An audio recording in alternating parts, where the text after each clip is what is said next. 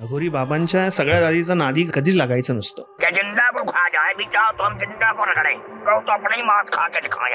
त्यांची जी एक प्रक्रिया काहीतरी विधी होती अँड मी तिकडनंच जस्ट पास होत होतो.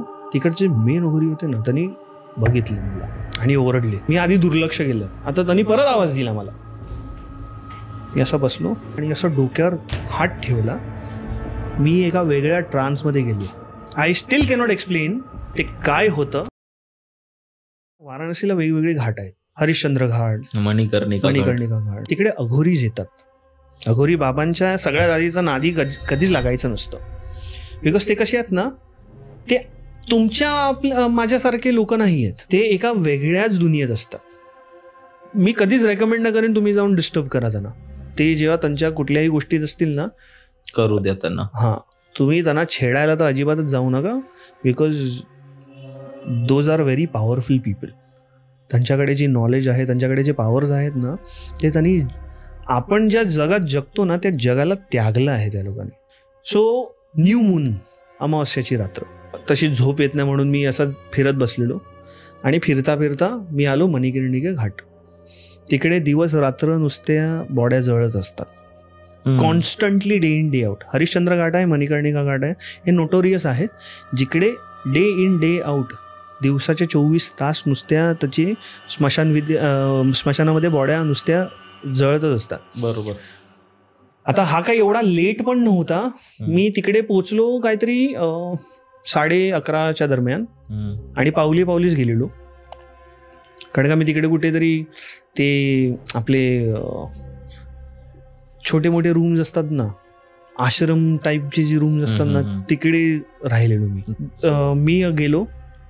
आता मला हे माहीत नव्हतं की अमावस्या आणि पौर्णिमेच्या रात्री कधी या घाटावर जायचं ना, तिकडे अघोरी असतात 12च्या नंतर. आणि तो घाट असा लांबलचक आहे, सगळं back to back, one after other आहे.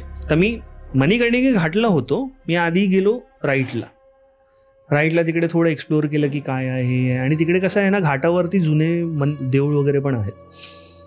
तर मी तिकडे गेलो. मग येता मला 12 ओलांडून गेलेले. आता जे स्मशानचे जे स्थान आहेत ना, तिकडे हे अघोरी प्रत्येक प्रेताजवळ बसतात. जळत्या प्रेताजवळ त्यांचा तो अनुष्ठान असतो आणि ते अनुष्ठान वगैरे करत त्या प्रेतामधनं काय काय काढून खात असतात.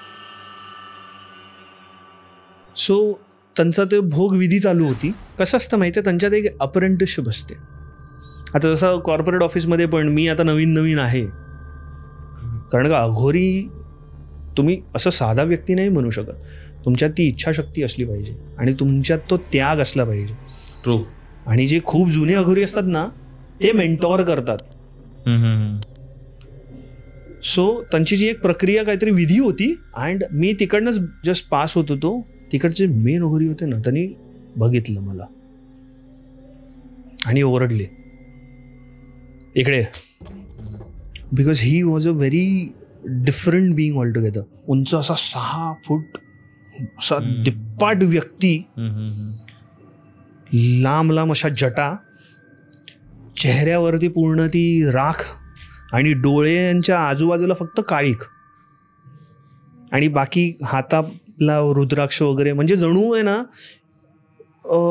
आपण शिवदेवाला जसं मूवीजमध्ये किंवा एक आपण आपला जो कॉन्सेप्ट आहे ना शिवदेवाचा, त्रिशूलधारी असा बसलेला आहे, म्हणजे अंगावरती काही हे नाही, फक्त खाल ओढून बसला, तशा टाईपचा त्यांचा मेन अघोरी ते बाबा होते. मी आधी दुर्लक्ष केलं. मला वाटलं कोणाला दुसऱ्याला बोलवतील, आपल्याला भाई कशाला बोलवणार, कोण बाबा आणि आपल्याला जायचंच नाही. आता त्यांनी परत आवाज दिला मला. मी असं पाठी बघितलं तर मी असं केलं, बोलवलं तुला. बोललं झालं आता आपलं काही खरं नाहीये, आपण जाऊन बसूया गपचूप. मी जाऊन बसलो आणि मी एकदम असं मांडी घालून असं बसलो एकदम. आणि मी असं कोणालाच भीत नाही. I am a very fearless person. मी कधीच कोणाला भीत नाही. माझ्या सगळ्या मित्रांना वगैरे माहिती आहे मी एकदम छाती ताणून चालतो रस्त्यात. पण मला माहित नाही, माझा नेचर कम्प्लिटली चेंज झाला त्यांना बघून. मी असं बसलो. त्यांनी अशी राख अशी घेतली आणि अशी पूर्ण बरबटली आणि केसांमध्ये.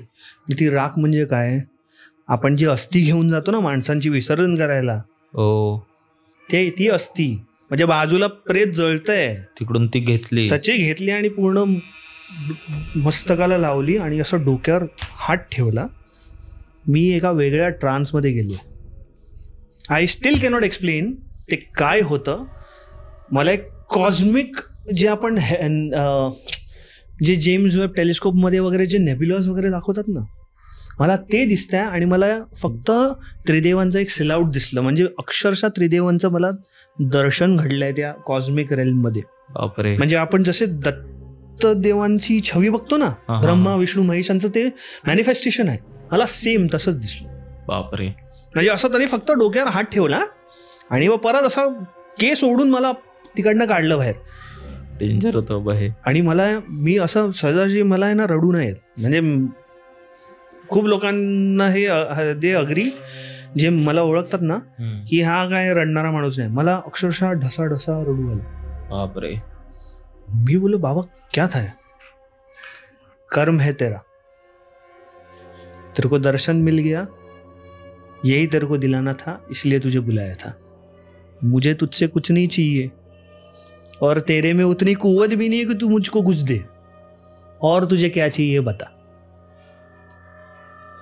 म्हणजे इन शॉर्ट तुझ्यामध्ये ती कुवत नाही आहे की तू मला काही देशील किंवा काही देऊ शकतो. हे तुझ्या फक्त हे तुझ्या नशिबात होते, तुझे कर्म होते जे तुला मला एक माध्यम बनवलं तुला ते दर्शन द्यायचं.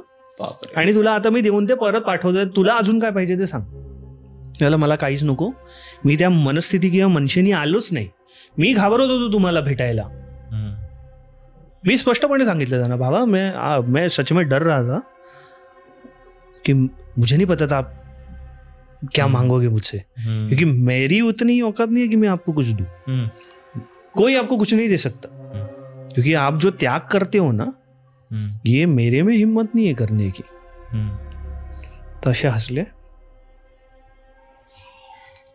आणि मला मग फक्त एकच बोलले, एक चीज हमेशा ध्यान में रखना, कभी भी किसी भी इंसान की मदद करने से चूकना मत. जिस दिन तू चूक गया ना, तेरा अच्छा कमाया सब निकल जाएगा. फक्त एक गोष्ट मग अक्षरशः हकाललाय त्यांनी मला, आणि ती गोष्ट मी अजूनपर्यंत विसरलो नाही.